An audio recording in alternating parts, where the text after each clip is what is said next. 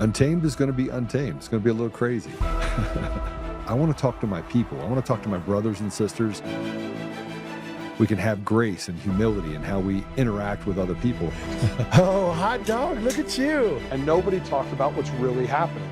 And let's have conversations about what truth is.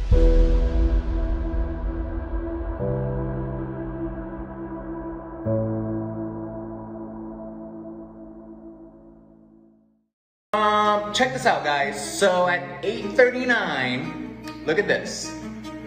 The no votes were ahead, right? 236, 206. Within 5 minutes, look at this. There's a jump. Look at that jump. Of over what? 60,000 votes? 64,000 votes? In 4 minutes, 5 minutes? Is that possible? Somebody, does that make sense? Let me know.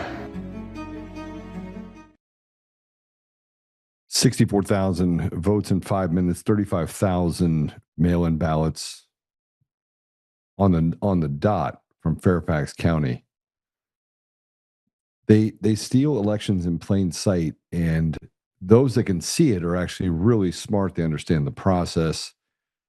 And yet the left still has this thing called mainstream media and the apparatus and the judiciary and the legislature on both sides, Republicans and Democrats, that say there's nothing to see here. Everything's fine. We're not stealing elections. I know it's 51 to 49%. And here's something else you should know. I've been talking about this system for a long time. This was the Dominion voting systems that got turned over to Liberty Vote. New owners, so everything should be fine, right? It's owned by a Republican. Well, who's John Thune? Is he a Republican? How is it that the SAFE Act, it hasn't passed yet? And yet we're right now redistricting and redrawing the lines in Virginia to disenfranchise nearly 60% of the entire state. No clean voter rolls. We just want to talk about 2020. I want to talk about 2018, 2016, 2014, 2012, 2010, 2008. I want to talk about 2022, 2024, and what's about to happen in 2026. I'll put this up here for you. I was watching these posts that were being put up. And I went back and I was like, I know what the outcome is going to be here in a minute. Go ahead and put it up if you would. More fraudulent elections. Let's predict it. It will flip and end at 50.09. Yes. And if you actually go and just click on that really quick. Yes was at 49.3. No was at 50.7. This was at, go ahead and flip. Can you go down a little bit so I can see the timing on it? Okay, go a little slower. This is at 6:13 p.m. on the 21st. I'll go back up to the top if you look at my post again. That was at 6:17 p.m. on the 21st. Now, if you go to the next post, I happen to look back up at 6:31. Wow, I could have written a script at Real Donald Trump because I know the system and it's a fraudulent system. Stop the slavery, Mr. President. 12 minutes earlier, I predicted the outcome. Mark Cook, how about this prediction? And here you go. Another post. 76 reporting 50.06, 49.94 no. And it ended at 51%. And you go, how is that possible? And if that's not enough for you, we have to look at the language to invoke emotions and insinuate that people in elections are unfair. Meanwhile, they take a sledgehammer to the representation of Republicans and just independents. Let's just call it what it is, 80% of the people in Virginia. The redistricting amendment on the ballot today is framed as a vote to restore fairness in the upcoming election. Let's go ahead and put that up if we can. There we go. This is insane. It really is. In reality, it turned to state that Kamala barely won by 5 points from 60 to 5R, means 6 Democrats to 5 Republicans, to 10 Democrats and 1 Republican. Should the Constitution of Virginia be amended to allow the General Assembly to temporarily adopt new congressional districts to restore fairness in the upcoming elections while ensuring Virginia standards redistricting process resumes for all its future redistricting after the 2030 census. We're not in a free country, and you're not a free person. You're a slave. But that process has been put in place, and that cake has been baked long before we got to the table talking about it today. The reality of it is that they don't want you to have free and fair elections because it does not favor them. Chaos favors the op, never favors the people. And yet the media is still trying to beat that drum, hoping that we go back into our hole or we get to war. The problem with it is that we're more likely to go to war than we are to go back into our hole. And here's the truth. A rigged election took place last night in the great Commonwealth of Virginia. All day long, Republicans were winning. The spirit was unbelievable until the very end, when, of course, there was a massive mail-in ballot drop. Where have I heard that before? And the Democrats eked out another crooked victory. 6 of 5 goes to 10 to 1. And yet the presidential election in November was very close to a 50-50 split. In addition to everything else, the language of the referendum was purposely unintelligible and deceptive. As everyone knows, I'm an extraordinarily brilliant person, and even I had no idea what the hell they were talking about in the referendum, and neither do they. Let's see if the courts will fix this travesty of justice, President Donald J. Trump. But they're not going to fix it. They're not going to fix it. They're not going to fix it. To hell with what the people want. People want voter ID? No. They want to eliminate mail-in ballots? No. They want to eliminate absentee ballots? No. We're just waiting around to just get our teeth kicked in. And we pay taxes at 56 cents on every dollar. We don't own our homes. They're owned by the government. If you don't pay your taxes, they'll come and take it from you. You can't drive a car without putting tags on the back of it, which means you have to pay taxes in order to put it on the road. Now, I'm not saying that the system doesn't require taxable revenue.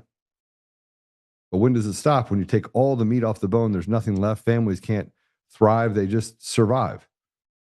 And it's not just poor people that happens to. People suck at every different level. The only ones that seem to make it out alive are the people at the top of food chain, less than 1% of the population. The other 99% are just trying to get by, just trying to realize that American dream, which now is so far out of touch that you can't even put your hands on it. You couldn't even see it. And the next generation, well, that's going to be even worse with AI and some of the other things that are coming into play. Where are they going to work? What are they going to do? What does success look like for the next generation when you've stripped them of every opportunity, taken away the trade schools, and pushed them into a corner?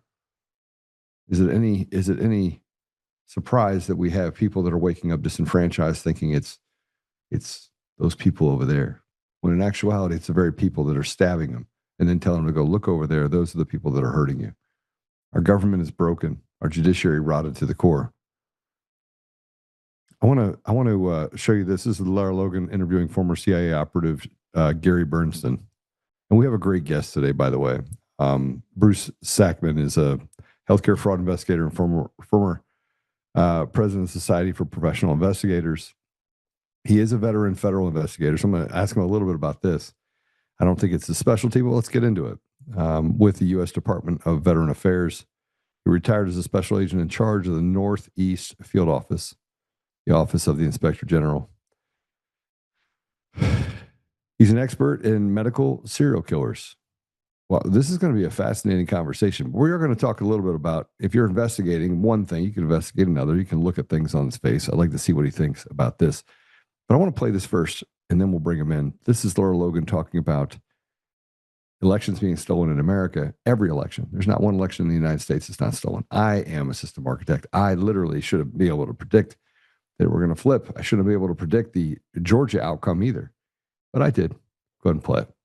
They know where they can find the dead people that they need to get certain votes. They plan this, as Gary said before. It's meticulous. It's meticulous. These guys are experts at this. It's not just a few guys in a back room. You're talking about hundreds of statisticians and engineers, and they work it, for a year. And mathematicians and hackers. Right. We had a map out of Colorado when we were talking to our engineers, the guys that designed it and stole the elections.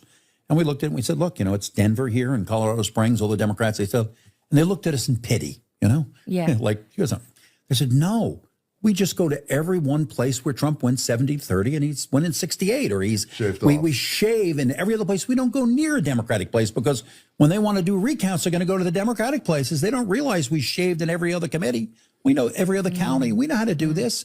And then in each of those things where they shave with a different technique in each one of those. So if you found something in one county, there's no continuity around the state that way. So this is why the Republicans are so much at fault, because they have the power and the ability to show in their areas they can allow access to the machines, they can allow access to the source code, they can allow the... But they thought we just won by 35%. Okay, we didn't win by 38. Yeah. We won by 35, so no one's going to call to... They should have, right? Because everyone says, well, we expected the Republicans to win by a majority. Well, it was a little less than we thought it was going to be, but they still won, so, no harm, no foul. But the evidence of the fraud is right there, and they could show it. They never looked at it. They never looked at it. By the way, what he's saying is absolutely incorrect. Sorry, I'll just call it out. It's not the presidential election. Everyone wants to focus in on the presidential election. It's the three-card Monty. Look over here, look over here, look over here. It's just the presidential election.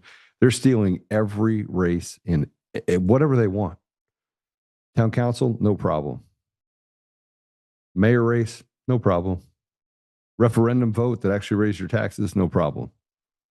We don't have free and fair elections. We don't have a fair election. We don't have any elections in this country. We are literally slaves to a system. And they just take whatever they want. And you are told to sit down, shut up. We got this handled. And it's not done by the government. It's done by a for-profit company that is there to do a public good. And no matter how much we scream that we want free and fair elections and we want a hand count in person, one day only, they're not going to give it to us. 85% want the SAVE Act passed. And yet the Democrats and the Republicans both are standing in the way of free and fair elections. We're just slaves. There's no other way to look at it. And maybe there is other way to look at it. But I'm telling you right now, the appetite for it is long gone. So I want to just welcome Bruce to the show. He has so much more that I could talk about. He's a media consultant and lecturer. He's an author. He's got a book called, and I think I just pulled the stuff on it just so I could read on this, but it's a true crime memoir, Behind the Murder Curtain. Special Agent Bruce Sackman hunts doctors and nurses who kill our veterans. Imagine that, they kill our veterans. Bruce, welcome to the show. Well, thank you very much for having me. Bruce, how do we play out all the things that are wrong? You've got to be a little bit cynical being inside the government and seeing some of this diabolical behavior happen to veterans. How far down the rabbit hole do you want to go in this? What do you think what happened in Virginia yesterday was a free and fair election? I don't think there'll be free and fair elections because we're not asking for any voter ID. We let millions of people in here unvetted during a pandemic. And when we go to vote, we're not asking for voter ID. Yet the last election, my wife went to vote and they said, oh, somebody already voted in your name. Oh, how in God's name did that ever happen? I don't know. But as long as one party is insisting on no voter ID, there's not going to really be a free and fair election, in my opinion. Well, so how do we get to the bottom of that? I've been fighting on this for 6 years. We can't even get the SPLC or SPLA. What is it? The Southern Poverty Law Center, SPLC. We can't even get names named. They just said we're indicting the SPLC. How about names? None. Did you see any names? I didn't see any. No. So now it's an object that went in. It's very frustrating. And, my role with the Inspector General, for those people that aren't familiar with it, the purpose of the Inspector General is to ferret out fraud, waste, and abuse in every federal agency. Every major federal agency has an Inspector General, and the Department of Veterans Affairs has one as well. Unfortunately, it's one of the smallest Inspector Generals for one of the largest federal agencies, which in and of itself kind of tells you something about how serious we are about ferreting out this fraud, waste, and abuse. But the interesting thing about the VA Inspector General is it comes in 3 different flavors. The other Inspector Generals have an Office of Audit and an Office of Investigations. In the VA, we had an Office of Audit, an Office of Investigations, and an office to handle medical problems called the Office of the Medical Inspector. Now, I was the special agent in charge of the VA Office of Inspector General for the Northeast. That meant that I handled all VA hospitals from West Virginia to Maine, outpatient clinics, extended care centers, the whole VA gamut. And it was actually a great honor, because it's a great honor to be both in law enforcement and in law enforcement dedicated to helping our nation's heroes. And it gave me an opportunity to see a lot of things inside of the government that people don't normally do. And hospitals, well, hospitals are like big cities, and they have all kinds of issues. Not only malpractice, but they have issues like theft. They have issues of drug diversion. They have issues of patient record confidentiality. I mean, I could go on and on with the issues they have. And I investigated every one of them until one day I got a phone call that sort of changed my life, where there was an allegation that a doctor was working, treating our nation's heroes at the Northport VA Medical Center on Long Island, who had spent time in prison for poisoning his coworkers. You've got to be Now, kidding Joe, me. I didn't know that in the United States of America, you could actually be a doctor at the VA and pass a background investigation and treat our nation's heroes, having spent time in prison for poisoning people. So But how did that's he get his happened. medical license back? Well, it's a great story. It's a great story. And I'll tell you the story quickly. His name is Dr. Michael Swango. When Dr. Michael Swango was in medical school, his fellow students referred to him as Double O Swango, licensed to kill, because they actually suspected that he was killing patients as a medical student. And they went to the dean and they said, "Dean, I don't think this guy should be a doctor." And the dean said, "I don't care what you think, you're only students. I think he should be a doctor. He just needs a little bit more training." So they kept him on, and then he wound up going to Ohio State University, where all of a sudden people died unexpectedly. But they couldn't prove anything because these cases are incredibly difficult to prove. And then he became an EMT, and he was convicted of poisoning his coworkers, came out of prison, but being such a glib talker, which is a nice way of putting it, he managed to convince people that he actually spent time in prison as a result of a barroom brawl, and produced bogus documentation that his civil rights had been restored by the governor. And since there's a shortage of doctors in some places, they wound up taking him back. Without And checking that's into it. when he wound up in my neighborhood out in Northport, Long Island. And then I got that call that sort of changed my life. All right, let's talk about that call. Okay, so what happened was I get a call from the chief of psychiatry at the Northport VA hospital. And she says, "Bruce, you're not going to believe this, but we have a doctor working here who spent time in prison for poisoning his coworkers." What, are you kidding me? What is this, like an April Fool's joke or something? That's impossible. Well, it wasn't impossible. Was it His April name Fool's? is Was it Michael April 1st? Swango. What's that? Was it April 1st? No, it wasn't April 1st. That's the first thing I checked, Joe, the calendar to see. You're like, wait, come on. Yeah, I think we're past that. So I said, I have to go meet this guy. And I did some checks, and I saw that he actually did, in fact, spend time in prison.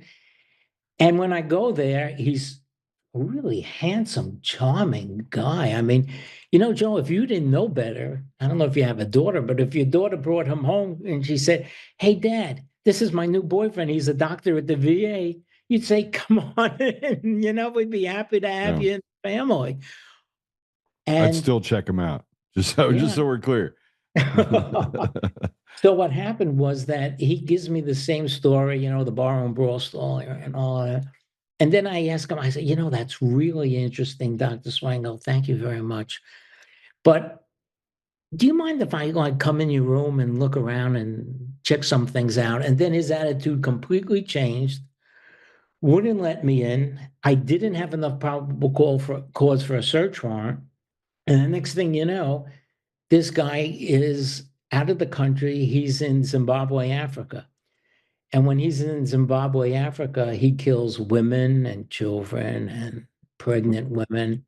Hey, wait a minute. You mean, okay, your timeline shrunk here. So he went to Zimbabwe. Right. He showed up on a Tuesday and killed them on Wednesday, or is this over? Well, no, it wasn't quite that fast. Okay, all right. It wasn't quite that fast. Because I was getting just showed up with a slasher and just said, "Okay, I'm going to go to town." No, it wasn't quite that fast. But eventually, he started killing again, and again, these cases are very, very difficult to have. So he went to Zimbabwe as a doctor. Yes, he went to Zimbabwe as a doctor, but he had to return to the United States to renew his passport because he wanted to yet travel on to another country. And that's when we arrested him, but not for murder because we didn't have any evidence that he murdered anybody. We actually arrested him for every federal agent's favorite crime, lying to the government. Yeah. He lied to me. He Influence of lied to me politicians. about his background, and we arrested him for that. Then we had to prove as to whether or not he actually murdered any of our nation's heroes at the Northport VA Medical Center. Now, I had done every conceivable hospital case. How many people died under his care? At the VA? Yeah. Or worldwide, Swango killed so many people he doesn't even remember himself. At the VA, we suspect 4. But here's the problem, Joe. Many of these people are extraordinarily sick. As a matter of fact, the first time I looked at these medical records, they were so thick, I said, I didn't know you could be alive and have this much wrong with you. And now I have to prove you were actually murdered. So what we did is we put together a special team to look at every patient that was at the VA hospital from the time that Swango entered to the time that he left. And this team consisted of Dr. Michael Baden, the world famous forensic pathologist, my investigators, a physician who was an expert on chart review. He could look at the charts and make a determination whether or not that patient should have expired when he did. And then also a forensic toxicologist, and at that time, a relatively new profession called forensic nursing. These are nurses that are trained in both forensic science and criminal justice, and they were outstanding. So we narrowed it down, this team narrowed it down to about 4 or 5 people we thought should not have expired when they did. So what did we do next? We had to go to the families and we had to ask them for permission to exhume their bodies. Now imagine, you get a visit from somebody like me and I say, excuse me, my name is Bruce Sackman. I'm from the VA Office of Inspector General. We have reason to believe that your father's death was of a suspicious nature. Can we have permission to go to the cemetery and dig up his body and run some test? Imagine getting a visit like that. Well, I can tell you the families were fantastic. They were really fantastic. It was a real shock to them, but they all agreed. And sometimes they would actually want to be at the cemetery to watch us exhume the body. And our agents would bring usually the wife flowers and treat them with the most respect. Well, to get close to their loved one a second time is a powerful thing, especially after years. Unbelievable. And I had never been in an autopsy before because I had never done anything quite like this before. And all of a sudden I find myself at the Suffolk County Medical Examiner with bodies half open and body parts being weighed and examined and things I had never done before. Well, we made the determination that these 4 people should not have expired. These 4 vets should not have expired when they did. And we narrowed it down to 2 possible drugs that were available at the hospital at the time.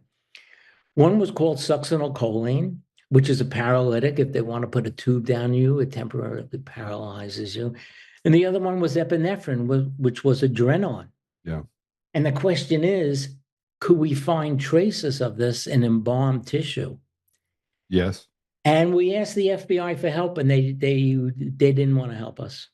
They Well, had you can find it before, and it didn't work, and they didn't want to help us. So we had to go to a private lab, a lab called the Reader's Lab in Pennsylvania, the largest private forensic lab in the country. And they made a determination that traces of these drugs could be found in the embalmed tissue. So Swango's about to get out of jail for lying to me. And he thinks he's just going to hop on the plane and head out to some other country and continue doing what he was doing. Well, not so fast, Dr. Swango, not so fast. So he actually gets indicted on Long Island.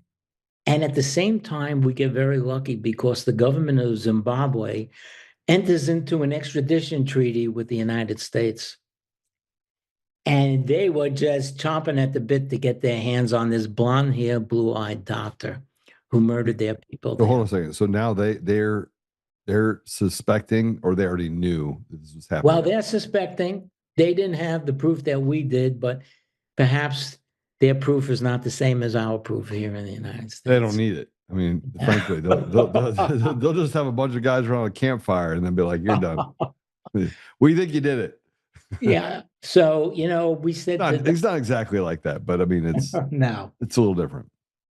He said, Dr. Swango, if you go to trial, and even if you're acquitted, I'm just going to put you on the plane and drop you off on the tarmac in Zimbabwe. Oh yeah, you're finished. Where there's an extradition treaty. He wanted no part of that, did he? Yeah, no, he decided to plead guilty. He decided to plead guilty real fast. And he got sentenced to 3 consecutive life terms without the possibility of parole. He's in Supermax Federal Penitentiary now. Well, just so you know, hold on a second, Bruce. Just so you know, with this new rotted judiciary, he might be out on parole in no time then. Well, I hope not. But I mean, that's the extent of what's happening. Well, I'll tell you why I don't think so. I'll tell you why, Joe, because at his sentencing, the judge on Long Island said, I sentence you to 3 consecutive terms without the possibility of parole. If Congress should change the law and now have parole, your parole is denied in advance. Oh, he did? Okay. Yes, he did. I like that judge. Hard to find judges like that nowadays. Yeah, it's hard to find any judges that aren't just rotted and retarded, frankly. But we need to clone that judge. So, what was the judge's name? Do we know? Yeah, it'll come to me in a second. I'm having a senior moment for a second. Right. He was an old, very distinguished judge. It'll come to me in a second. So after that case, all of a sudden, because I had one successful case, now I'm the expert on medical serial killers. I had one case, now I'm the expert. Well, next thing you know, there's a nurse in Massachusetts who's suspected of killing 30 veterans, also using epinephrine. So what is it with you guys in the VAs and having a bunch of serial killers in there? Well, you know what? I'll tell you what, and I think it's because the VA has an inspector general, and that the inspector general could just walk right into the hospital and get pretty much any document and interview anybody they want. Not that so way in the private sector. Are you saying that this is probably still happening in the private sector? We just don't know about it? Oh, it's happening all over the world. If you just Google medical serial killers, you'll see there was a recent nurse in England that murdered a number of children. She was convicted. We've had a number of cases here in the United States and Canada in the private sector, but they're pretty rare and far between. Look, the overwhelming majority of healthcare professionals are honest, hardworking, dedicated people. That's what enables these killers to get away with it, because they're in an environment of very caring professionals. If you're a killer and if you're in the mafia or an outlaw motorcycle gang, well, nobody's surprised about that. But if you're with a group of people who have actually taken an oath to save lives, who really try every day their best to save lives, it's very difficult, even for coworkers, to believe that one of their own is actually intentionally murdering patients. And this is one of the reasons why they get away with killing so many people. You know, the average medical serial killer, they kill about 60 people, I would say, before they get caught, somewhere between 30 and 60 people. You know, your traditional serial killers, 8 to 10 maybe, but they're amateurs really compared to my medical serial killers, to tell you the truth. I don't You even know know, what to look, say right now. if I you're mean, I mean, now the question is going to come up when I ask every doctor I go in and say, "Hey, doc, how many people have died under your care?" They're going to say 10. And I'm like, I'm out. Find me a new doctor. You know, look, if you're looking to choose a profession for murder, well, what profession might you choose? Well, you want to choose a profession where you have the power of life and death over an individual, right? Yeah. What professions do we know have that power? Well, there's police officers, you know, and some serial killers have masqueraded themselves as police officers. But what other professions do we know, like doctors and nurses, that essentially have that power of life and death over an individual? And how about working in a place where people take an oath to save lives? All right, who's going to suspect that someone is Yeah. actually intentionally taking lives when they take an oath that they're going to save lives? And look, how about working in a place where the victim and family trust you implicitly? You know, listen to that nurse, sweetheart. Listen to that doctor. I would sound the same like the way you say for teachers. Now we have teachers that are a bunch of diabolical people that are grooming our children, and now we have doctors and nurses that are knocking people off by the hundreds. That's, Oh, look, and how about working in a place where the strong and assertive all of a sudden become the meek and mild?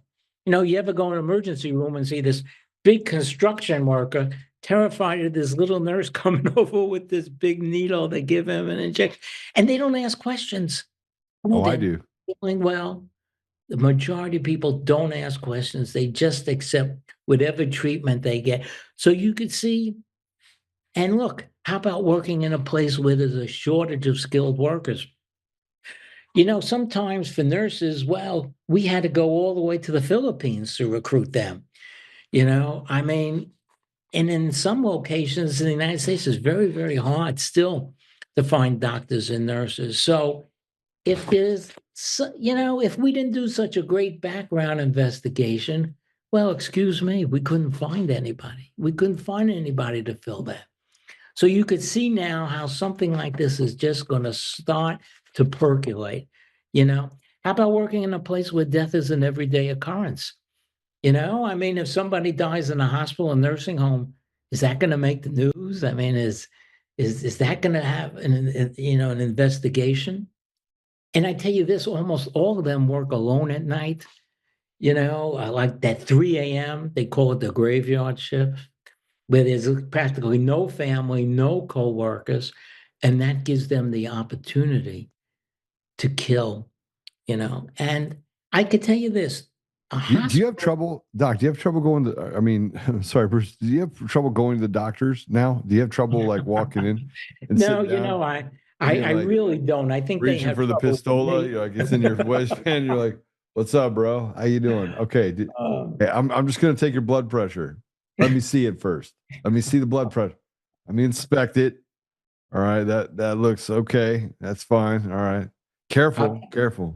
I'll tell you something else that helps them too is that cops don't want to do investigations in hospitals. No, First of oh, all, most cops don't become cops because we're good in chemistry and biology.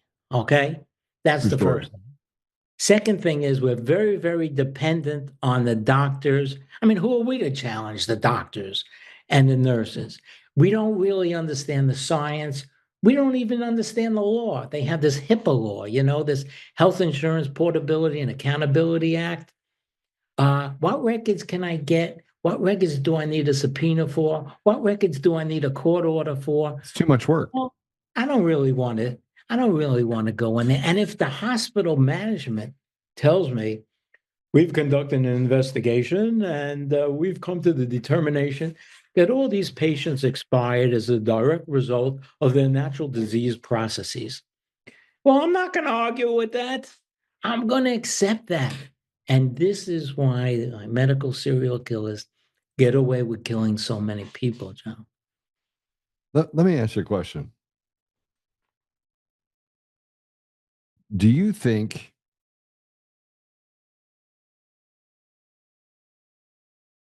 we should bring back executions for people like this? I mean, do you think that? I mean, look,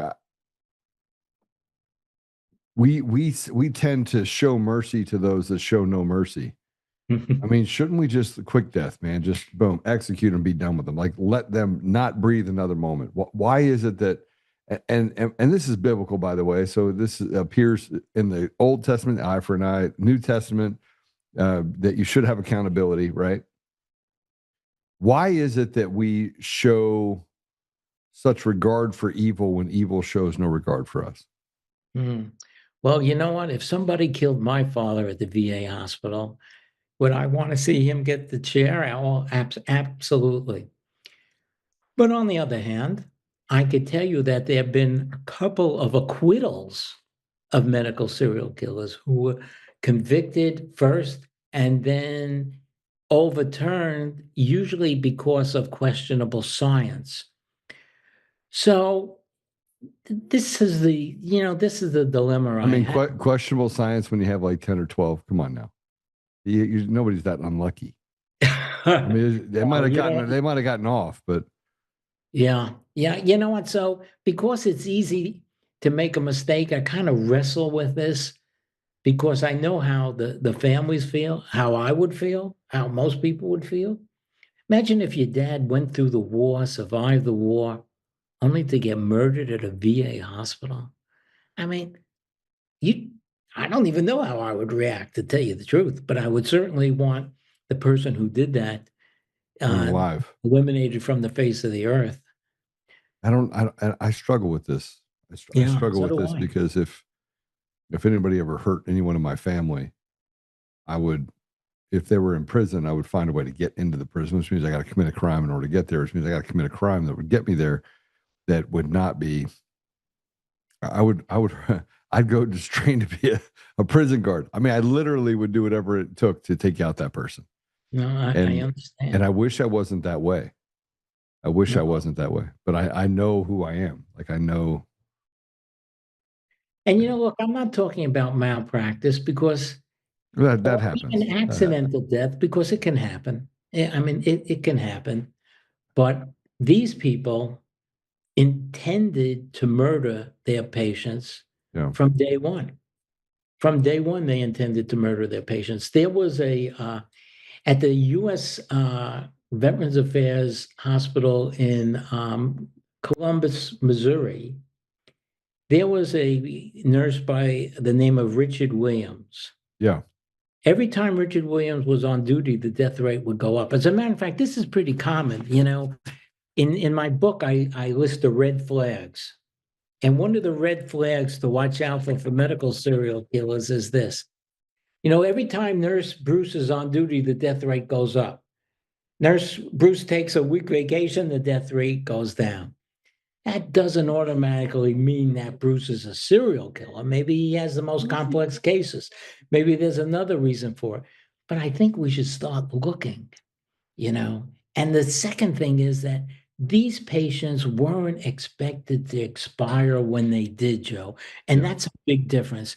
If you ever had a loved one in the hospital who was really sick, a grandparent or something, I mean, you kind of expected them to expire. The staff expected them to expire. So their passing, as terrible as it was not unexpected. These people sometimes were actually improving, and their family would go on vacation only to get a call from Dr. Swango, for instance, telling them how their dad had expired and reliving for them the last 30 minutes of his life before he died, because this was his second bite of the apple. The first bite of the apple was actually killing the patient. The second bite was calling the family and reliving the experience for them. Imagine that. Could you imagine that? No, because I'm Yeah. not a psycho killer. And I can't imagine it. Like I mean, I sit here and think about this, like what you're saying, and then my mind goes straight to COVID. Like how many people, man, how many people they killed during COVID that didn't need to die?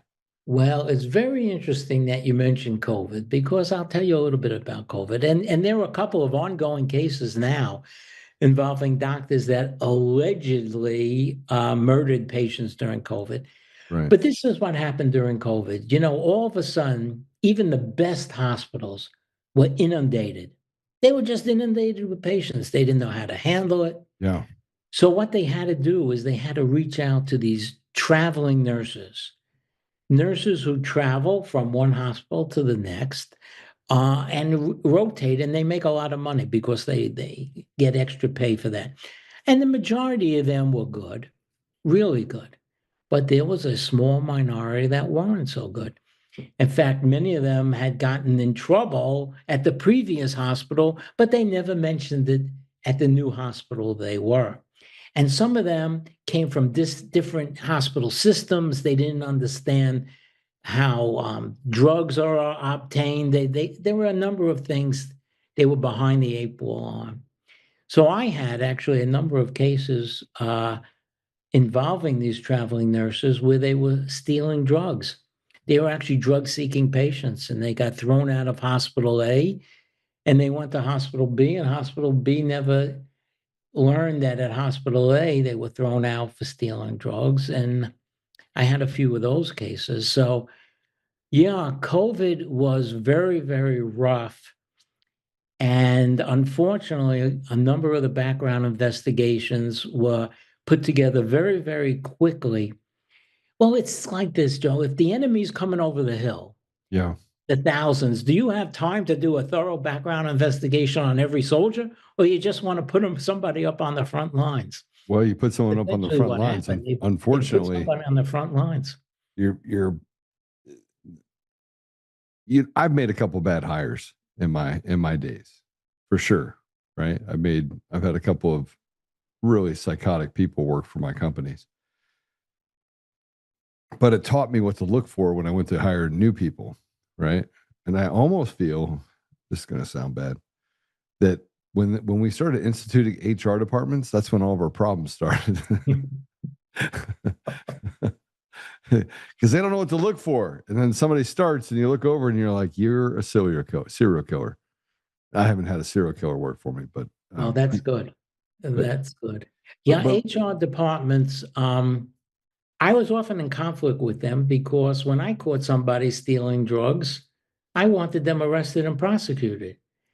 And the HR department, well, they didn't really want to see bad publicity. They thought maybe the person should receive treatment and therapy. And we had differences of opinion when it came to that. I have therapy too. Here's my therapy. You're fired. Go find. Yeah, That's my therapy. right. And I wanted to go one step further. You know, it's interesting with Richard Williams, the nurse from Missouri. The management suspected Richard of doing something. So you know what? This is the one that killed a bunch of people as a nurse, right? Yeah, he's a nurse that killed a number of people at the Harry S. Truman Medical Center in Missouri.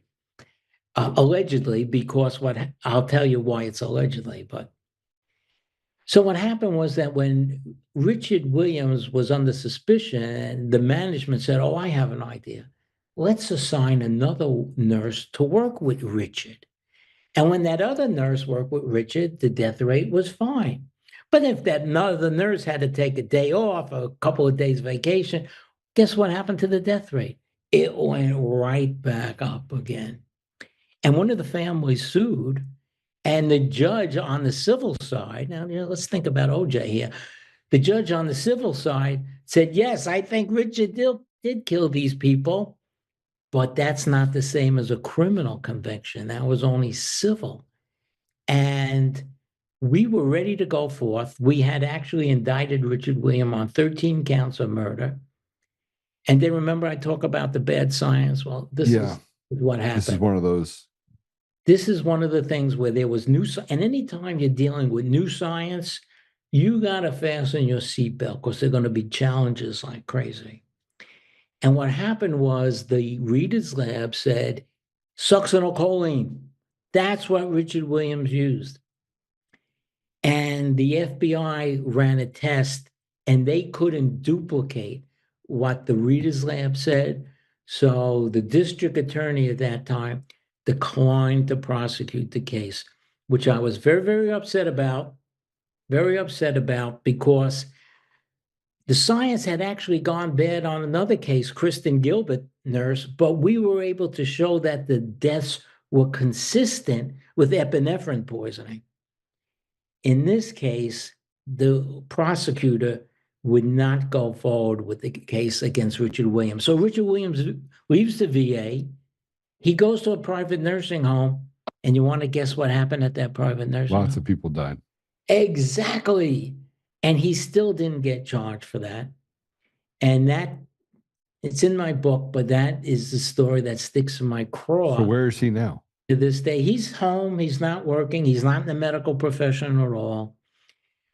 He lives with a relative, and it's really, I feel for the families. I feel bad for everybody. It's a terrible. So this guy that killed all these people is now out of the medical profession, but he's living his best life. That is correct.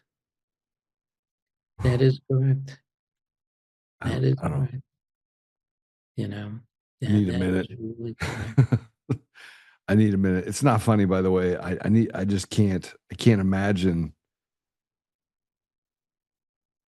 I don't know. I know, people have written books about it, the case, and they've tried everything, but I was kind of hoping maybe one day he would have a come to Jesus moment, but I don't really see it. And on his deathbed, maybe. It's just, yeah, you know what? I mean, there are allegations that he killed out, because many of these medical serial killers, they're so successful. This is what happens. If you're a medical serial killer and you kill 10 or 12 patients and nobody even questions you, nobody even at the hospital questions you, you might start to believe that you were actually ordained by the Almighty to do this. And then some of them try to kill their landladies, their girlfriends, their partners, because after all, they killed so many people in the hospital and nobody ever questioned it. Look, like I say, a number of these patients, some of them are in the ICU, the intensive care unit. If you're in the intensive care unit, you're pretty sick. You're pretty sick. So to try to prove that somebody was murdered in the intensive care unit, is extraordinarily difficult. And you know what happens? Once in a while, Joe, a patient will survive. All right, Nurse Bruce tried to kill me, but the patient survived. So he tells that to management. And you know what management says?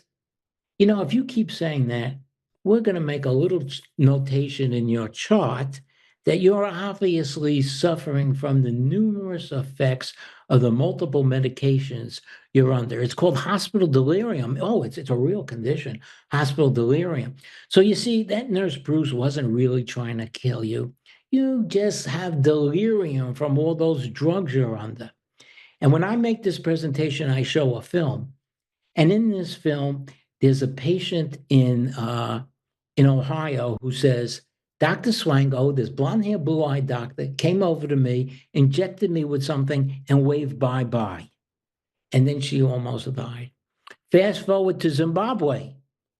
A patient says, this blonde-haired, blue-eyed doctor named Michael Swango came over, injected me with something, and waved bye-bye. Hospital delirium is an easy answer. If you're management in the hospital, the last thing you want is the word to get out that there's a medical serial killer. Right. And let me tell you something that we find out about these cases goes to these brave whistleblowers, these people that come forth because they suspect something. And Yeah. what do you think happens to them? You Well, think I'm going that to tell you. I'm going to tell you what happens to them because there's not a whistleblower in the last 30 years that has been treated kindly.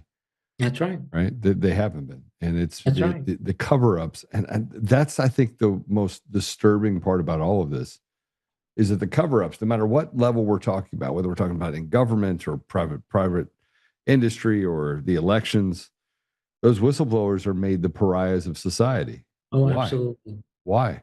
That's absolutely because nobody wants this negative attention brought on them or their institution. When Kristen Gilbert, the nurse They'd in, rather have a medical serial killer. yeah, well, that's, believe it or not, they would just like the person fired and to move on. You know, there's a famous case about a medical serial killer, who, as a matter of fact, there's a couple of TV shows about him. Actually, he started in Pennsylvania and he worked his way to New Jersey, and he worked in 10 different hospitals. Okay, when the first hospital suspected something, did they say anything to the second hospital? Who did they say anything to the third hospital, the fourth or the fifth, the sixth, the seventh, the eighth, the ninth? Finally, at the 10th hospital, some whistleblower came forward. And when the cops went back to all the other hospitals, you think they cooperated? No. No, just the opposite. But Just the opposite. why is it that I kind of feel like they do this to whistleblowers so that they can get other people not to? It creates this chill effect. Correct. Across, I don't want to be involved. I don't want to get involved. And people just died. I don't want to be involved. And you're thinking to yourself, what is wrong with it's a complete lack of humanity. Well, I'll give you a prime example of that. There were these two nurses in Texas, in the oil basin in Texas, where it was extremely hard to find doctors and nurses. These two nurses were the entire compliance department, and they said, we think this doctor is intentionally harming patients. Let's go to the management. And they went to the management, and management said, you know how hard it is to find doctors in Kermit, Texas? Why? We have to go all the way to the Philippines, et cetera, et cetera, et cetera. So you know what, nurses? Why don't you just go back to your little compliance office and be happy you have a job? And these two nurses said, well, what the hell do we do now? So one said, I have an idea. Let's send an anonymous letter to the state medical board about this doctor. Well, he gets wind of it, and boy, is he pissed. So he calls the local sheriff, who was one of his patients, and he says, Sheriff, I think these women are intentionally trying to harm my reputation. And the sheriff says, don't worry about it, Doc. I'm on the case. He gets a search warrant for their hospital computers and shows that they were the ones that authorized that anonymous letter to the state, and has them arrested and prosecuted for misuse of official information, which is a felony in those parts. These women now, they are fired. They have to pay for their own defense. They face criminal charges, goes to trial. The jury's out for about a half hour. They come back and they say, what are you kidding me? These nurses deserve a medal for what they did, not to be criminally prosecuted. But what kind of message, Joe, does that send out to other potential whistleblowers? Hey, did you hear about those nurses in Texas? Did you hear what happened to them? Do you want to go through what they went through? Then keep your mouth shut and don't say anything. I went through this with the Coomer deal for the elections. Guys on an Antifa call. I'm on the Antifa call. I checked them out. I got all the information on them. I told the truth about everything. Got sued for defamation. I got slandered across the entire country. I mean, it's been pandemonium. Yeah. And now they're pissed because they want me to stand up. I stand up and I'm like, okay, well, I'm just going to stand up. So I stand up and I keep standing, and they're like, why does this guy keep standing up? And I guess I do it just because I want other whistleblowers to know that it's okay. You can come out the other side. Yeah. I mean, you know what? We've passed laws to protect whistleblowers. No, we haven't. No, we haven't. There's no. I mean, you pass laws that they just walk past and spit on when they're actually, hey, there's a law against very this. very tough for the whistle. And you know what happens? Here, let's say, Joe, you say, I saw this, I believe this nurse Bruce is intentionally killing people. This is the reaction you're going to get. Hey, Joe, did you actually see Bruce kill anybody? No. Yeah. I want to ask you a question about your own background, Joe. Is your license up to snuff? Have you ever used drug? If we drug test you right now, Joe, if we drug test you, are you going to be positive? I'm only saying this for your own protection, Joe, only for your own protection, because if you make these allegations, then you're sort of under investigation yourself. You sure you want to go forward with this, Joe? Are you sure? No, that sounds all too familiar. I mean, what you're saying sounds all too familiar. Yeah. Given the fact that we have so much distrust for institutions, how do you fix this? Oh, boy. How do you fix it? Well, I always say management sets the tone. And the last hospital I worked with, I was very impressed with management. We had this potential fraud case, and the dean said, there'll be no cover-ups, and we're going to call the police. I almost fell off the chair because I thought that I was going to hear, well, how do we cover that? How do we not tell the police? So management sets the tone. It's interesting because if you're a whistleblower on a fraud case, you could actually make money. I mean, they have this thing called key. Are you familiar with the Joe? Key tam lawsuits? Oh yeah. Yeah. It's sealed, de-sealed. Right. Exactly. Yeah. But if you blow the whistle about a doctor or nurse who's harming their patients, there's no key tam. There's no financial benefit. Right. Just the opposite. And what's going to happen to the manager? The manager is going to stay. He's going to get his bonuses. He's going to do everything just to protect the institution. And until that changes, I think we'll be having this conversation more than once. Well, I hope we don't have this conversation more than once. That'd be the ideal. Bruce, thanks for bringing it to light. It probably wasn't that easy for you. It probably was more of a, you probably had to fight a whole lot of uphill battles. And we say it all the time, like, why is common sense not being applied here? Why are we having this conversation? And there were many uphill battles, many internal battles with other agencies, battles within my own agencies, battle with the FBI. It's all in the book, but I'd do it again tomorrow if I had to do it again. I got one last question for you before I let you go. Okay. Is Fauci Dr. Death? In your opinion, is what? I really Dr. Fauci, don't have. Dr. Death. I really don't have I really don't have enough information. Somebody asked me to ask you that question. Fauci, they're talking about Dr. Death being Fauci, and I was like, I'll ask. Okay. I don't know. That moniker has gone to so many doctors these days. As soon as there's a serial killer, Dr.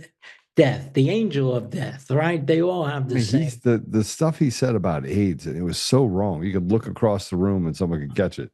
I mean, he's been saying some crazy stuff for 40 years. Yeah, well, he's been around. He was around a long time. Yeah. Wow. All right, we won't call him Dr. Death. Sorry, guys. I didn't get the answer you wanted. Okay. Bruce, where can they find your book? Okay, it's called Behind the Murder Curtain, and you could get it on Amazon or just about anywhere. And if people read it, I always enjoy it when they write a little review of it. And the website is the same name. I still get calls many years later from families who feel that their dad, or sometimes on rare occasions their mom, was actually murdered at a VA hospital. Very, very sad. It just kind of brings me back. But that's the book, and I'm always interested in getting emails and correspondence from people and answering their questions. Always happy to help. Yeah. Sorry, I'm telling him to put it back up. You can't put up a blurry picture, guys. You're doing it the last couple of days. Please Put up the picture that's not blurry. Can we do that? Can we put up a picture of the book that's not blurry? Please. I'll take that as it. That we can't do it. Can we put it back up and not have it be blurry? Because I couldn't read it, and I know that it's on the screen unreadable. So if we could fix it, it'd be great.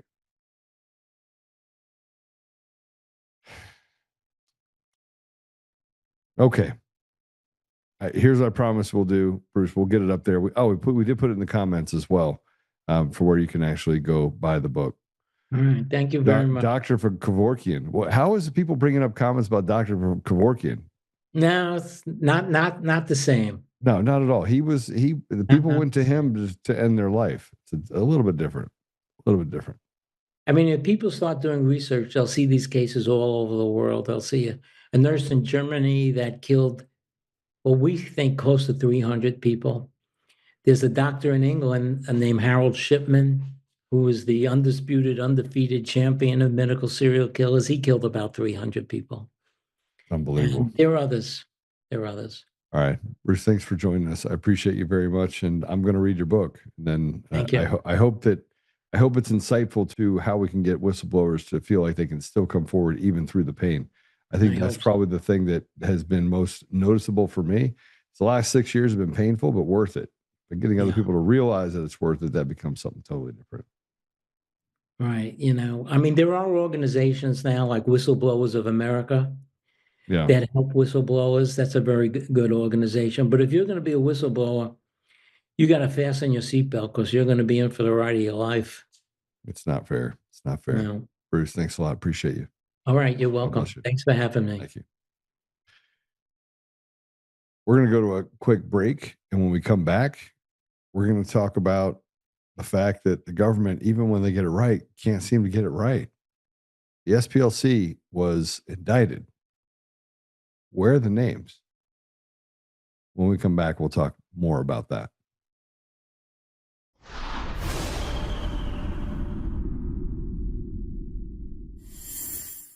Hi, I'm Joe, Supreme Leader of DCF Guns. What is DCF Guns, you ask? We're the best damn gun store and range in the universe. Do we have guns? We have all the guns. We got small guns. We got big guns. We even have beastly guns. We offer all types of training, and we have 5 ranges across our 3 locations. I'm a good shot. And of course, we have all types of ammo. We even have flamethrowers. Woo! We offer incredible membership opportunities, and members save even more on guns, ammo, and accessories. Come join the DCF family today, where we keep the range hot and the deals hotter.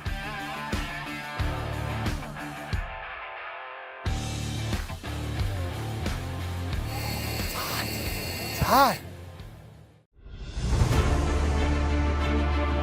In every thread, in every stitch, Honor-Bound USA weaves the fabric of the American spirit. It's not just apparel, it's a testament to God, family, and country. At Honor-Bound USA, we're a family of patriots who put our faith, family, and America first. When you visit our website, you'll find a line of products that embody our commitment to pray, stand, speak, and act. As the official site for the Untamed podcast, all of our products proclaim speaking the truth with courage. We also have the powerful documentary from Professor David Clements, Let My People Go. Identify yourself as one of the few who are willing to stand for what they believe in. Join the Honor-Bound USA family today. Wear it as a badge of honor, commitment to the values that shape us, and a pledge to the bright future we will build together. Because when you're honor-bound, you're not just wearing a brand, you're embodying a lifestyle.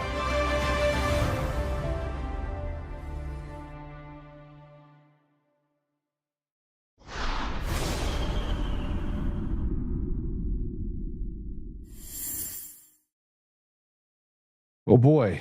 So where do we start here? I don't even know where to start on this because they didn't name anyone. Let's start with this. This is from Fox News. Play it. Center has long held itself up as one of the country's leading civil rights groups. And now its leaders are facing a wild federal indictment on fraud charges. The DOJ says the group paid white supremacists to stir up trouble with other extremists. In short, funding the groups it says it fights. The charges accuse the SPLC of shady payments of $3 million, including $73,000 to the former KKK members and more than $300,000 to Aryan Nations affiliate.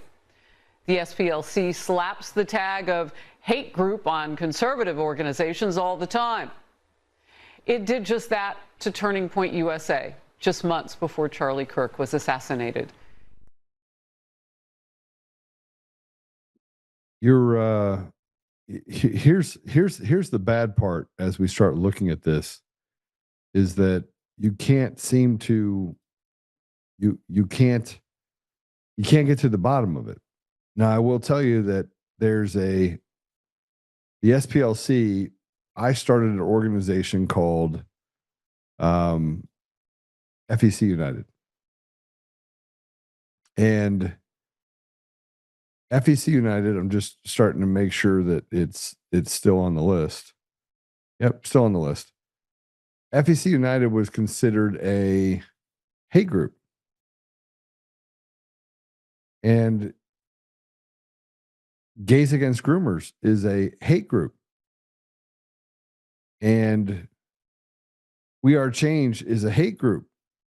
This is a real thing. Like, they have the amount of things that they have out there. Focus on the Family is a hate group. Any Christian organization out there is a hate group. Hate group. They're all hate groups. Pray in Jesus' name. Hate group. Tactical Civics. Tactical Civics. They teach you about the Constitution. Hate group. They're not the only hate group. Now buckle up, because we're going to have to talk about this for a minute. The Anti-Defamation League. The Jewish, what was the name of that organization called? The Jewish Coalition. Hold on, let me make sure I get this for you really quick. Jewish Colorado and the Colorado Jewish Action Alliance. So they get to do whatever they want. These organizations get to hide and say, we're Jewish, you can't say anything about us because you're an anti-Semite if you do. But they're walking around wreaking havoc on communities. And the more people that I talk to that are Jewish, by faith, think that these organizations are nothing but hired henchmen. I got to the bottom of all of that, which we're going to talk about in a minute. But let's focus in on the SPLC for a minute. They were convicted of wire fraud, or excuse me, they indictments on wire fraud, bank fraud, false statements, conspiracy to commit money laundering. Yet not one individual and one executive has been publicly charged. How is it possible? No. See, the wire fraud happened on its own, just tripped like a gun going off and shooting someone all by itself. So does the SPLC. The fact that they could even go through this indictment without actually naming the people responsible is even worse. The charges are against the organization as a whole, not naming staff members, which means no one goes to jail for felonies committed. Let me say that again. No one goes to jail. The prosecutors say that they secretly paid millions to informants, which they did. They used shell entities or hidden channels, did not disclose this to donors. The SPLC says, well, the programs were used to gather intelligence, prevent violence. No, they weren't. They've literally created just like the ADL, just like these guys out there that do everything they can to say, white people are bad, we're not white. We're not white. We're here to help the black community. Yes, we're here to help the black community. Go kill your babies. It's the opposite. It's like opposite day for everything. Everything that the devil does is all a lie. But now it's exacerbated by these organizations that take money from the government, weaponize it, go after you and say, hey, listen, the only people that are protected in the country are Jews. That's it. No one else is protected. And here's the problem. The Jews are not the ones in all of this. They're just as much a victim. They're not the ones in this that are pulling these triggers. These triggers are being pulled by really evil people behind evil organizations that are political henchmen. And their job is to put up this barrier and to use dog whistles in order to control the communities and to slander people with impunity. That's the reality. White supremacy in this country is orchestrated. Are there white supremacists? Yeah, sure, there is. Absolutely. Go ahead and put this up. White supremacy was orchestrated. Much of what you hate your fellow Americans was staged, folks, completely funded. This is the United States against the Southern Poverty Law Center. You can go right now to the Southern Poverty Law Center and go to the hate map. And as you go through it, FEC United. Here, let me just go ahead and send this to you really quick. You guys can put this up here real quick. They've been using dog whistles for a long time. They've been covering up their crimes by using dog whistles. And I want to point out something else.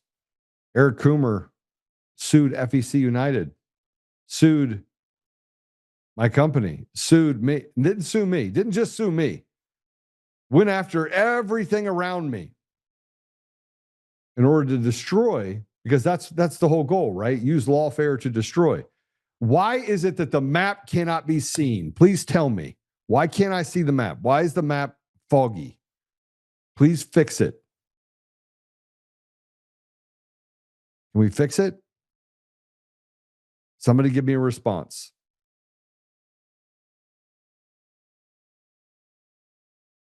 Fix it.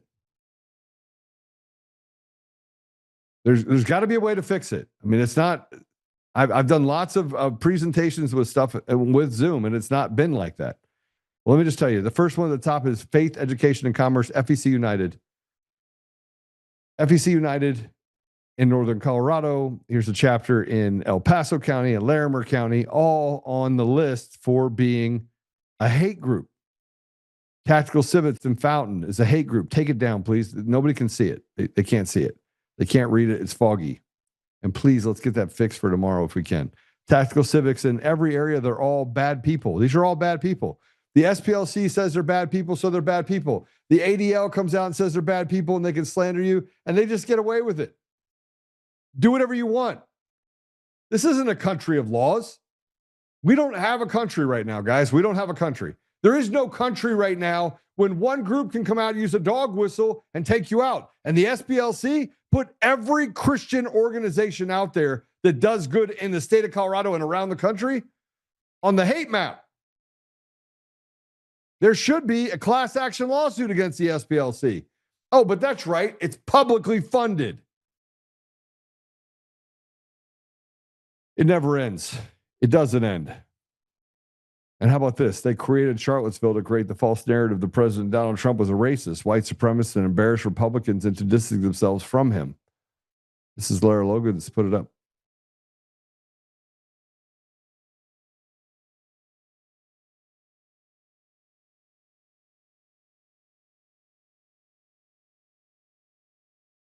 Those of us who question this narrative were immediately falsely branded as far right. We were right, but not right wing. We saw the truth and spoke up. How about the Proud Boys and Oath Keepers?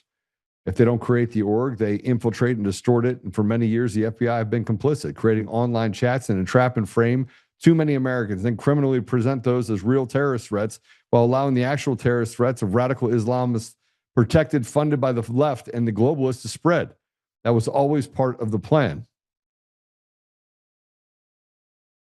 Look, I'm going to win this arm wrestling, but before I get to the arm wrestling part about Kyle Clark and the ADL Anti-Defamation League and what's about to happen, which I've now said, and I thought it was because I thought Kyle reached out to me this morning. Kyle Clark's the 9 News anchor. I thought he reached out to me because he got served. Turns out he reached out to me and hasn't been served yet because I guess they haven't finished the process.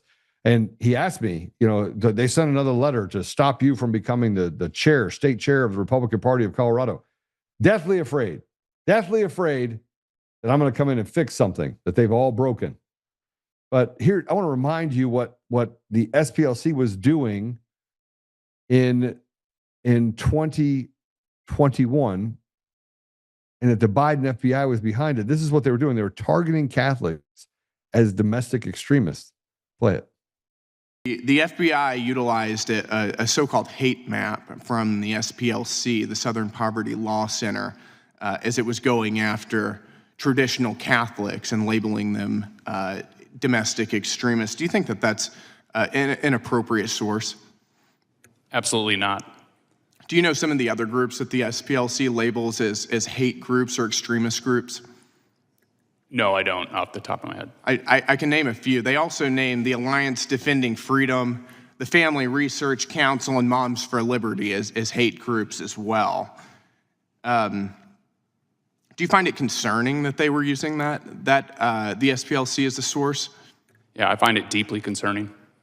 Do you think that Catholics who celebrate the traditional Latin Mass are a threat to the American people? I don't, because I'm one that does that on occasion. Can you recall, before Joe Biden was in office, any time whenever the FBI specifically targeted a group of Americans solely because of their religious faith? No. Do you think there's any evidence to suggest that harassing Catholic Americans keeps Americans safe? Not at all.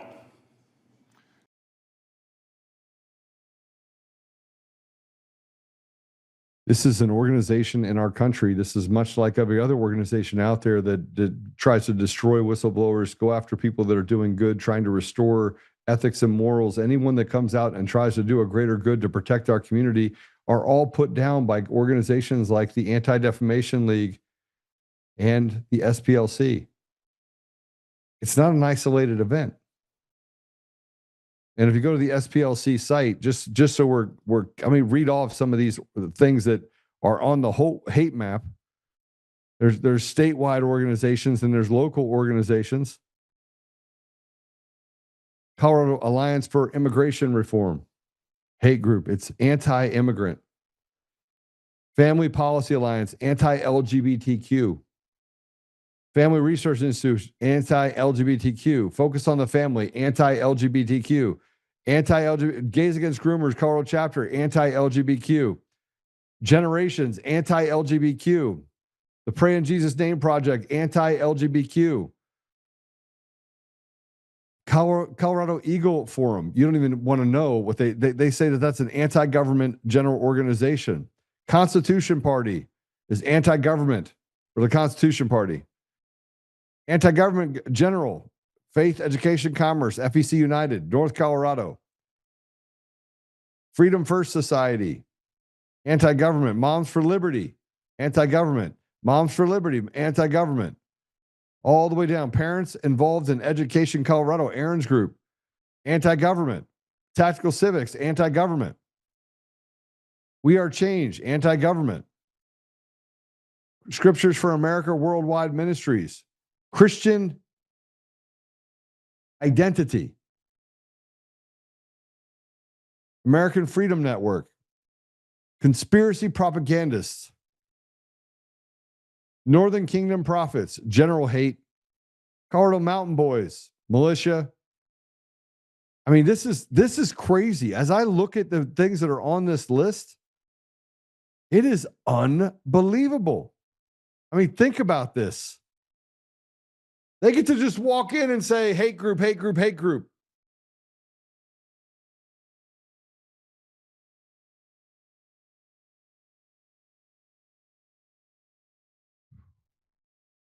And if you go down even further, the SPLC lists some crazy. Yeah, I guess the Goyim Defense League would probably be, that's kind of you could probably get away with saying that that's probably not a good organization, considering they're basically just saying they're going against Jewish people. Why is it that the people that are out there, Faith, Education, Commerce, also known as FEC United, is an anti-government group with its own militia that uses violent rhetoric when talking about public officials, propagates conspiracy theories, and hosts and participates in activities related to disinformation and anti-democracy. And it's got a picture of me up there. When does it end? When does it end? When do the dog whistles and when does it all end? You know, Kyle Clark in 9 News has been doing damage to the state for about a decade. They've been doing real damage. There was a protest, a Back to Blue protest in October of 2020. And a 9 News unlicensed security guard provoked a fight and then shot and killed a man in cold blood. Then the Denver Police Department decided we're not going to charge him. There was no threat. He wasn't in fear for his life. There was no advancement that was made. There was nobody pulled a gun. He did nothing wrong. It's all on video. It's very clear to see. And Matthew Doloff murdered a man in cold blood. And then they let him go.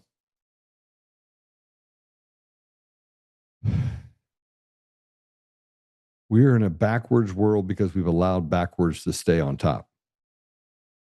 And they're pushing us and pushing us and pushing us. And pretty soon the bow is going to break. And when it does, it's going to be really bad for them. But they're waiting for it. Because the government stick has always been good people that go to work and get a good job and trying to. So they're going to use the very people in our community that don't believe a word that they're saying to actually attack us, to defend them.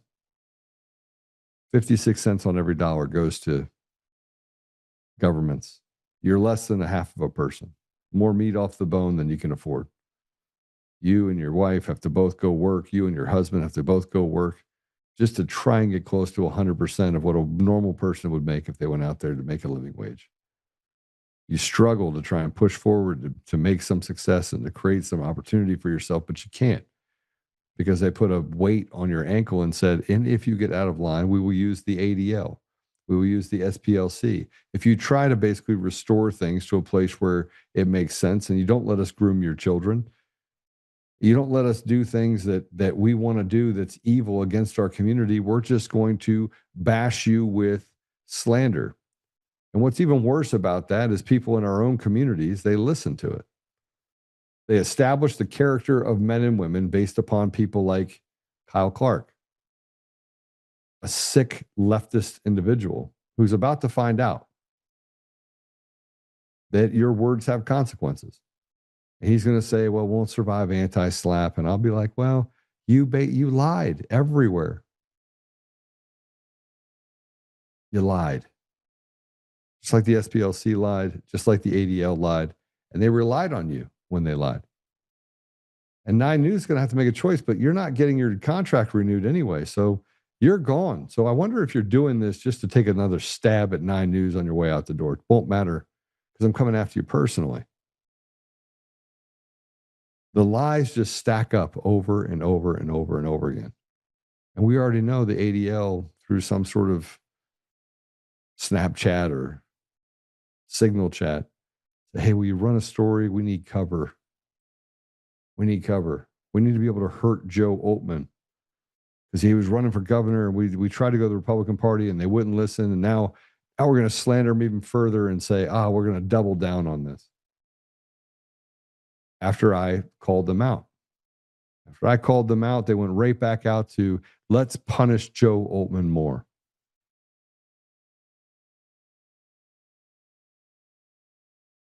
I want to put this up. You have clowns trying to attack white people.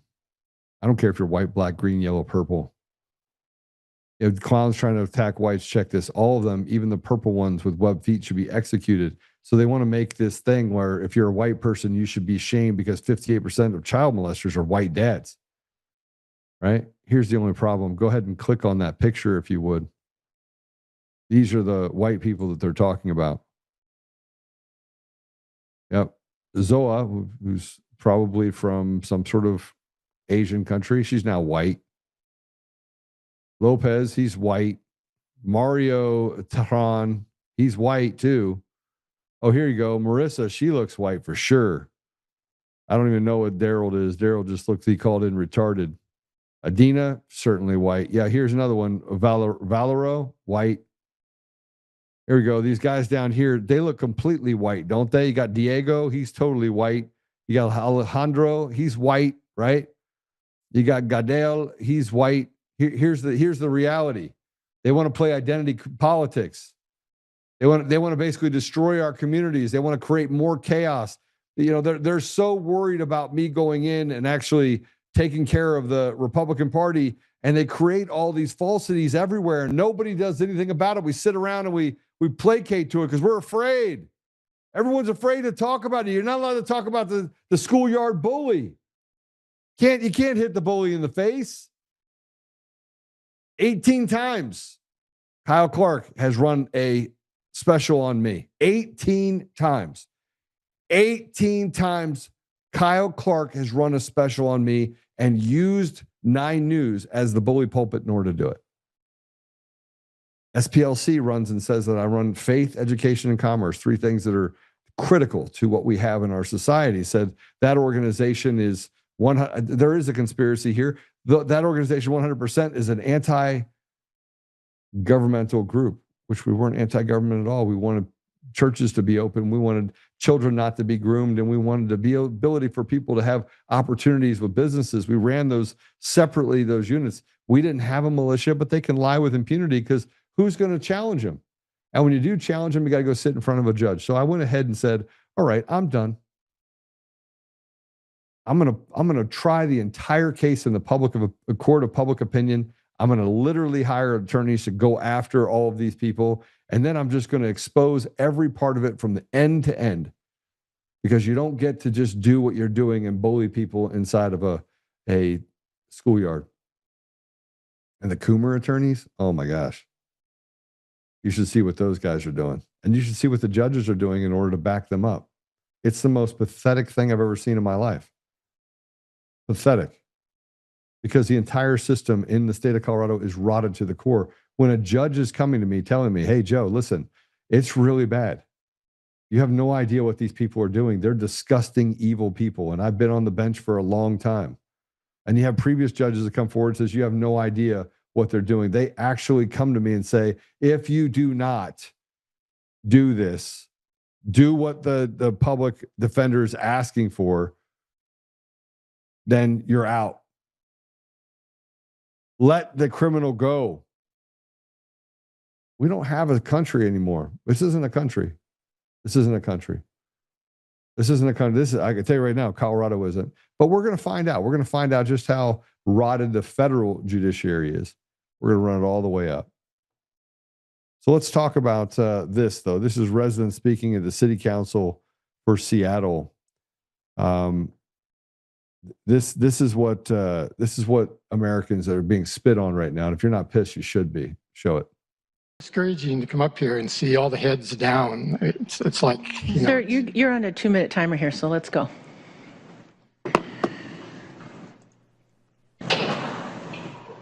I'm not following you. You're on a 2-minute timer. Could you start it over, please? No, we're not going to. Just go ahead. So it was unreasonable for you to ask that people look up and give me their attention? Sir, you have 2 minutes. We're all looking at you. Have 2 minutes. Now you have 1 minute and 30 seconds. Last week, you limited, this kind of goes to the heart of what I was going to talk about, which was the state of our democracy. Last week, you limited speakers because of the number of speakers to 1 minute each, but you allowed Camilla Jayapal to speak as long as she wanted to. It was 4 or 5 minutes. And it reminded me of George Orwell's famous saying from Animal Farm about how all animals are equal, but some animals are more equal than others. I immediately got a hostile response back from you. I don't understand that. That you think that asking for you guys to look up off of your computers and give attention during this short period of time was an unreasonable thing. I really feel bad about that.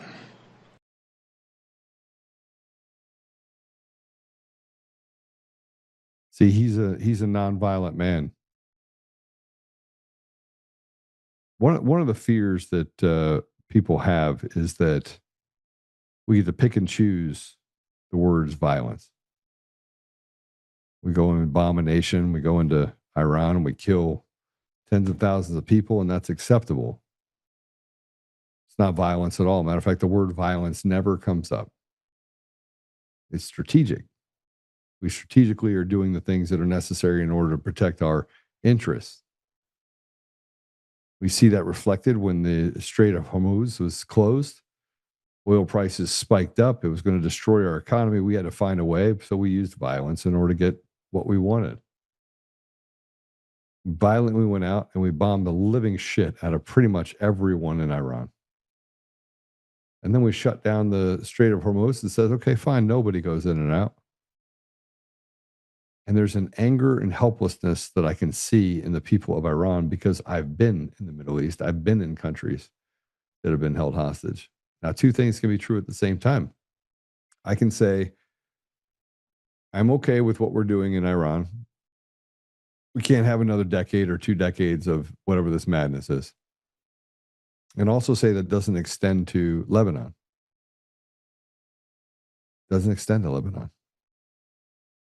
I should be able to look at every situation objectively and say, what you're doing shows a lack of regard and it's violent. Violence is never a word they use, though. It's only a word that they use when we, people, fight back against the tyranny that we're subjected to. There's never a time where we actually get to speak about the harms that have been done to our own people. Those are statistics, not violence. When elections are stolen and people are put out of work and women are raped, children are groomed, all of that is not considered violence. When you ask a mother, what will you do to protect your children? They say, I'll kill for your children. And I said to them, why haven't you killed anyone? I ask a man what he would do to protect his children. He says, I would die for my children. Why are you not dead? I have spent the vast majority of my life serving. And in that service, I get people like Kyle Clark. They get to mock that service. You got people like Kyle Clark that 18 times get to tell stories about Joe Oltmann so that they can try and destroy and defame me across the entire state using the bullet pulpit in order to destroy people, which, by the way, is not covered by anti-SLAPP. See, anti-SLAPP is telling a story about someone, not telling story after story after story after story and beating the drum over and over and over again in order to defame and to create some sort of idea of this is what I heard. That's actually not what anti-SLAPP was built for. Anti-SLAPP was built for you tell a story and you don't take responsibility for it and you defame someone. And, it's, is it journalistic activity? Yeah. But 18 times is not journalistic activity. That's harassment. That's bullying. That's doing exactly what the system is designed to do and destroy an individual's character to the free world while that person's character stands still and takes the beating. So Kyle Clark is in for a rude awakening. But we still have to come back to what the definition of violence is. And why is one thing acceptable and one thing not? Why are we not allowed to fight back as Americans? Because if we do, we're considered anti-Semites. We're considered racist. We're considered homophobes. We get to create and move and have organizations like the ADL, the Anti-Defamation League, and the SPLC, and these organizations do real harm to our communities. They're terrorists. These are terroristic bullies that are doing real harm to the people in our country, of which 98% are not represented by them. The Anti-Defamation League can go out there with impunity, put their saber in the ground and say, anti-Semite. They can write letters to the Republican Party saying, we want you to deplatform this man. They can write letters and have influence over social platforms and say, we need to make sure we silence him and take down his available reach. We can protect one group, one class of people while we let evil demons hide amongst them and they are protected. That's the Anti-Defamation League. And then they can call up someone like Kyle Clark, Antifa Clark, and they can say, we need another story on Mr. Oltmann. And we're going to send another story because if Joe becomes the head of the Republican Party, then anti-Semitism will go everywhere. And again, they use the bully pulpit in order to threaten an entire organization. That sounds like democracy, doesn't it? Actually, what it sounds like is pure evil. When I bring up Revelations 2:9 and Revelations 3:9, they shudder. And if you haven't read those, you should read it. It talks about people that say that they are Jewish, but they actually hide behind Jews, and they are to be considered the synagogue of Satan. Now, when I called Weiser and Polis and Griswold synagogue of Satan Jews, that means that they're fake. They're not real. They're part of a club, a cabal, a criminal family. But then they run and they hide behind the fact that they call themselves Jewish so that they are able to escape scrutiny. People are afraid. They have pause. They're like, I can't say anything, as the state degrades into a place where it's hardly recognizable. And I would ask you to tell me if I'm wrong. And the reason why they're so afraid of me is that I don't have to have a script. I don't have to have something in front of me. I can go and I can read and research and get to the bottom of things and clearly articulate where we are as a city, as a state, as a country. Now you got those people out there that say, but he's violent. When have I been violent? Did I go to somebody else's home with a gun and try to do harm to their family? No, I didn't. Did I threaten another man's family? No, I didn't. Did I hide on top of a roof with a gun and try to terrorize people that worked for my organization? No. Did I do it to them? No. No, I use my words to describe exactly what victimization looks like and who were the perpetrators of those that were making people in our communities unsafe and victims. And for that, they got to say, you're an anti-Semite. It shouldn't matter, by the way, what my heritage is, but it does. It should. I'm not self-loathing. It shouldn't matter that, frankly, they tried the racism thing with me. That didn't work. So, let's pick something else. Let's call him an anti-Semite because he actually likes Muslims. I like Jews. I like Sikhs. I like Buddhists. I like Christians. I like Catholics. Catholics are Christians. I even have friends that call themselves atheists. I like them too. What I don't like is evil. And what the Anti-Defamation League stands for is 100% evil.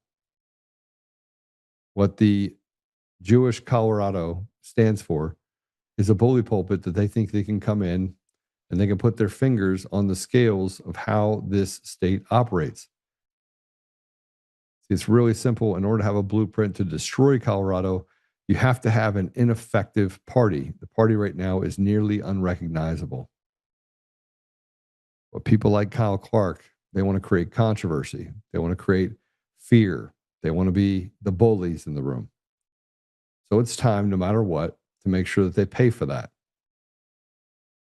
Here's an email that I got from Kyle Clark. Let me read it to you. Hi, Joe. I'm writing today about the letter sent by Jewish community groups to state central committee members about your candidacy for chair and your response. Is there anything you'd like to add to your email response, including below? Are you still considering litigation against the groups, or is that, and on what grounds? Our reporting is air at 6 p.m. If there's anything pertinent information and your response, we'd add it to the reporting on air and online. All the best, Kyle. So I had to respond, and I did. You want to put my response up?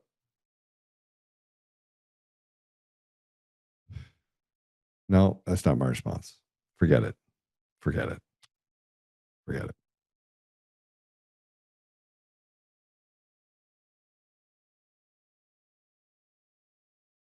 The fact that a midget, metrosexual, like Kyle Clark and 9 News can stand back and do the things that they have done individually to people, I find reprehensible. But ask them if they were going to ever say anything about the Christopher Gregory case. They've never covered it. What does that tell you about Kyle Antifa Clark? What does it tell you? Did 9 News report on Eric Coomer running into a building, nearly killing someone, running into a bar, drinking, and then lying to the police? No. But had that been me, you think he would have reported it? He would have taken pleasure in the fact that he could have slandered and destroyed another person in his community. Scarlet lettered them. This is the thing that we have inside of our media, an apparatus that's now a weapon. The reason why people have no respect for or admiration for government is because it doesn't deserve it.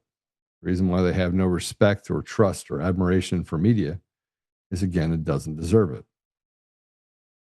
But the SPLC is a part of a larger problem. Anti-Defamation League is more like the demon's lair, because that's all it does is just promote and protect evil. And then they hide and say that they're the victims. I'm not going to stay silent ever. And if I'm not the chair of the Republican Party, it's not going to hurt my feelings. What it's going to do is going to hurt the people in Colorado. And that's the ultimate goal. The goal is for them to slander with impunity with no fact, just based on the fact that I talk about the people who have done real harm to our state. And I talk about how they look as if they're protected. Nobody can talk about them because you're an anti-Semite if you do.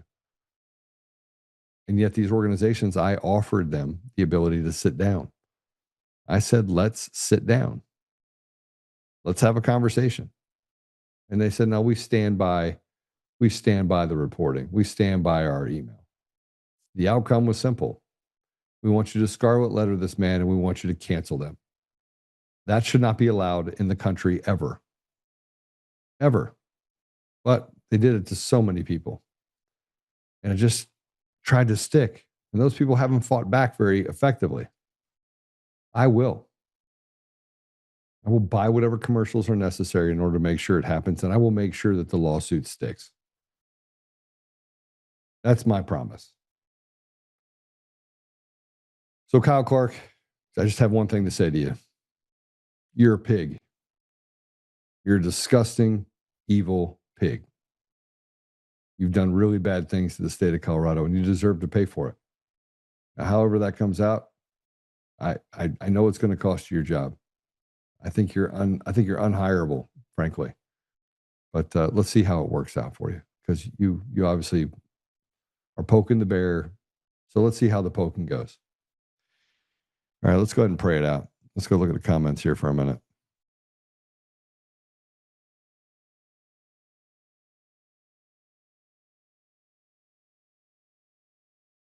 Dun, dun, dun, dun. You guys got lots of comments. Jeez. All right, I'm not going to read all those comments. All right. Apple Podcasts, Google Podcasts, Spotify, Pandora, iHeartRadio, TuneIn, and more. If you're in one of those stations, go over and give me a 5-star review. Make sure that you are the ambassadors of truth. Please be the ones to share. I don't hate people. That's, I think, my biggest problem is that I don't hate people. I don't even hate them for when they did what they did. I guess that's why it's made me pretty effective.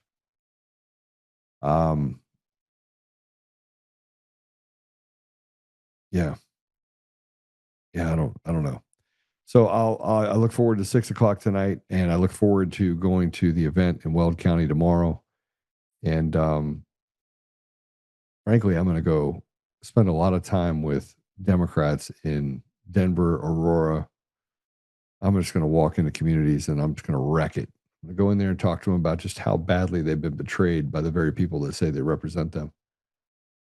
I'm going to, you know what papering is? You just put out like 50,000 flyers every day. You drop them from the air. Typically, we're not going to do that, but you just put them out everywhere.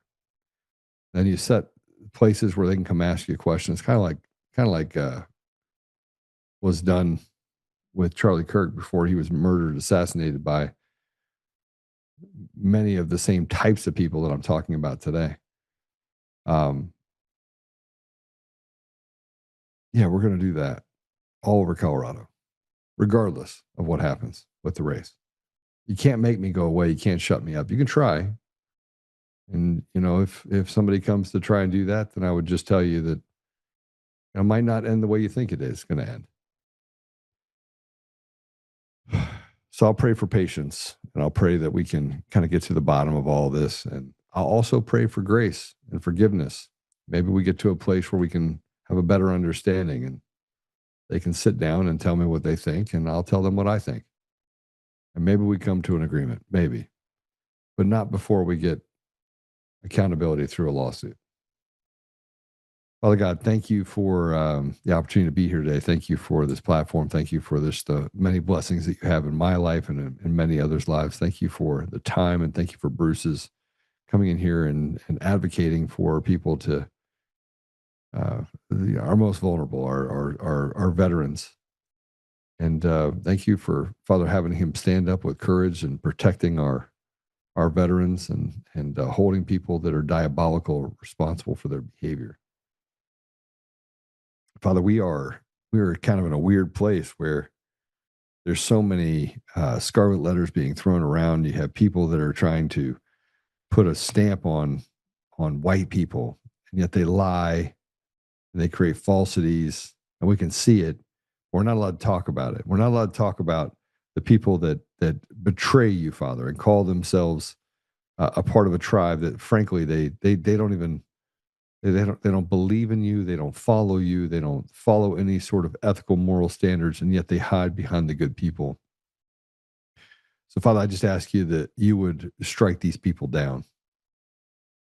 I want to just say it. I just think that these are the people that should be that we should have some peace, and the only way to have peace is to eliminate evil. So, Father, I'd ask you to eliminate the evil. I'd ask you to put it in a place where we can actually have some consequences for the bad behavior and the bad things that have been done to good people all over this nation and all over the world. I'm asking for, Father, something so drastic and so pronounced that it allows for people to have courage in their communities and stand up and say, we will have no more of this. That it eliminates the bondage and stops us from being institutional slaves. More importantly, Father, we just need to restore all that is good to our communities and to our country, and that comes with just restoring you to every wake and walk of life. So, Father, I just ask you that you will give us the tools to be able to do that, to honor you, honor others, have grace, set aside petty differences, and truly get to the mission of restoration. Father, it's difficult to have so many bad people and not become discouraged. Father, I just ask you to give people the ability to have encouragement, hope, that we can come together collectively as a community and eradicate these evildoers and their rhetoric and propaganda and the lies that they have perpetrated over decades. Father, the last thing that I will ask, and I ask in with as much vigor as I can, and that is, please give us back our elections.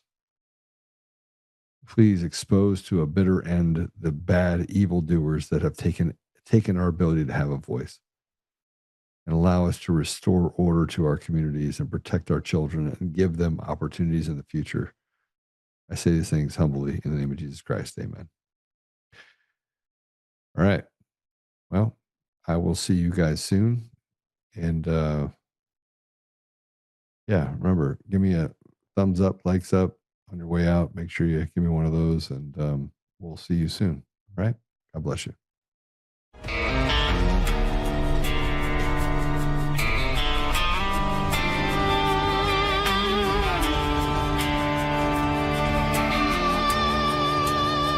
Rise up untamed in the heart of the fire where the wild ones roam. Joe Oltmann's calling, bringing truth back home. From conservative daily to this untamed fire, we shatter the silence, lifting spirits higher. No chains can hold us, no lies can prevail. Authentic and fearless on this rugged trail.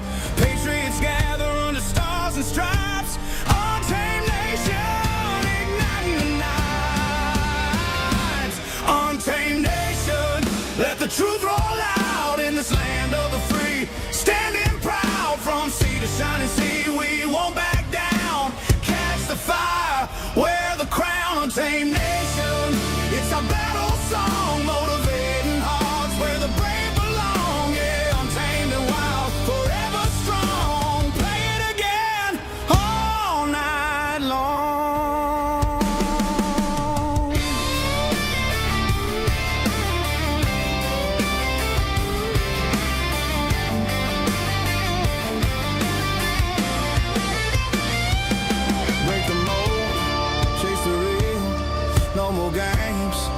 to heal. Joe's voice leads the Untamed crew.